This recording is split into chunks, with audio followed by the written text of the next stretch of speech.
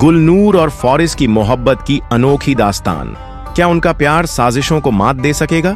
जानिए इस कहानी में। आज हम आपको सुनाने वाले हैं एक दिल को छू लेने वाली शाही कहानी। चैनल को सब्सक्राइब करें, वीडियो को लाइक और शेयर जरूर करें। बहुत पुरानी बात है, एक दूर की रियासत में बादशाह जलालुद्दीन का एक शानदार महल था। इस महल में एक खूबसूरत शहजादी रहती थी, शहजादी गुलनूर।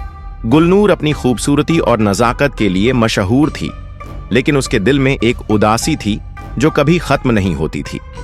हर रात जब सब सो जाते तो गुलनूर अपने महल के बाग में जाकर फव्वारे के पास बैठ जाती थी। चांदनी रातों में जब हल्की हवा चलती तो गुलनूर अपनी आंखें बंद करके एक ही चेहरा देखती, एक शहजादा जो उसके सपनों में बार बार आता था। उसकी गहरी आंखें और हल्की सी मुस्कान गुलनूर के दिल को बेचैन कर देती थीं। मगर जब वो उसकी तरफ हाथ बढ़ाती तो सपना टूट जाता। तो सामने एक शाही लिबास पहने एक शख्स खड़ा था। उसकी निगाहें गहरी थीं, मुस्कान चांद की रोशनी जैसी थी। गुलनूर का दिल जोर से धड़कने लगा। शहजादे ने धीरे से कहा, मैं शहजादा फॉरिस हूं। शहजादा फॉरिस और शहजादी गुलनूर के बीच पहली मुलाकात उस शाही बाग में हुई थी, जहां चांदनी रात में फव्वारे की हल्की आवाज और फूलों की महक हवा में घुली थी। दोनों की आंखों में कुछ अजीब सा जादू था, मानो सालों से एक दूसरे को तलाश रहे हों। लेकिन इस मोहब्बत की राह इतनी आसान नहीं थी। बादशाह जलालुद्दीन के दरबार में साजिशें चल रही थीं। वजीर को यह रिश्ता पसंद नहीं था, क्योंकि उसके अपने इरादे कुछ और थे। वह चाहता था कि शहजादी का निकाह किसी और से हो, जिससे उसका राज दरबार पर ज्यादा कब्जा हो सके। एक दिन शहजादा फॉरिस को दरबार में बुलाया गया। बादशाह की नजरें सख्त थीं। उसने फॉरिस से कहा, तुम्हारी जगह इस महल में नहीं, समंदर के पार जंग के मैदान में है।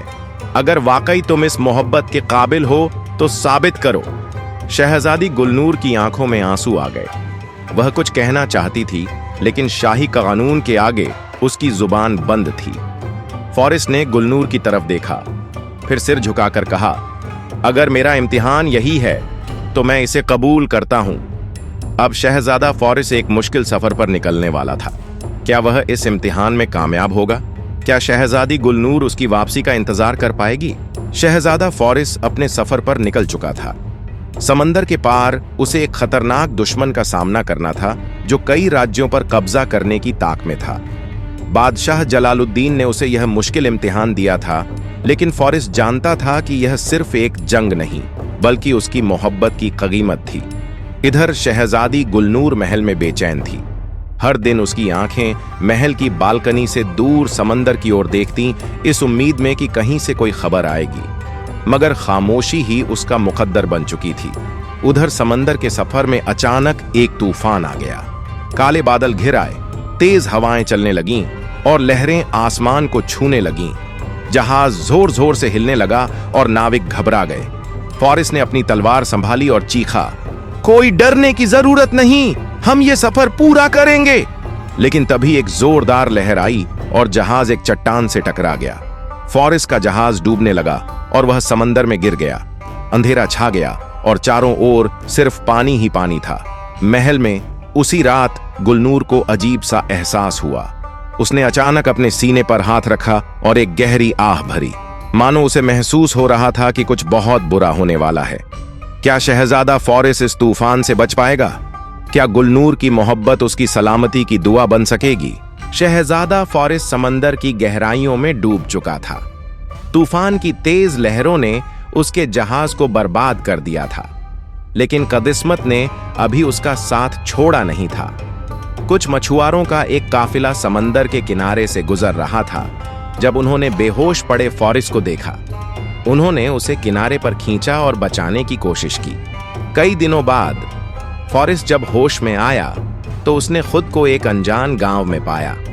उसके बदन पर जख्म थे और उसका शाही लिबास अब सिर्फ फटे हुए कपड़ों में बदल चुका था।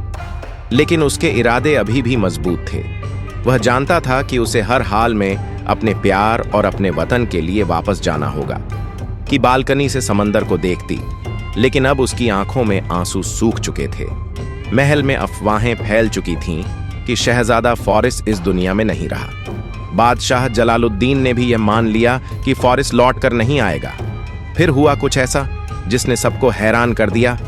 दरबार में वजीर ने ऐलान किया कि शहजादी गुलनूर का निकाह एक दूसरे शहजादे से तय किया जाएगा। यह सुनकर गुलनूर के पैरों तले जमीन खिसक गई। उसने अपने पिता बादशाह से मिन्नतें कीं, लेकिन वह भी मजबूर थे।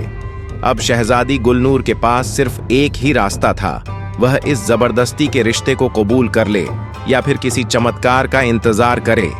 क्या फॉरिस को अपनी मोहब्बत की इस दुहाई मिलेगी? क्या वह इस मुश्किल सफर से वापस आ पाएगा? शहजादा फॉरिस कई महीनों की मुश्किलों के बाद आखिरकार वापस अपने वतन लौटने में कामयाब हो गया। लेकिन जब वह महल पहुंचा तो वहां का मंजर देखकर उसके पैरों तले जमीन खिसक गई। महल को दुल्हन की तरह सजाया गया था और हर तरफ जश्न का माहौल था।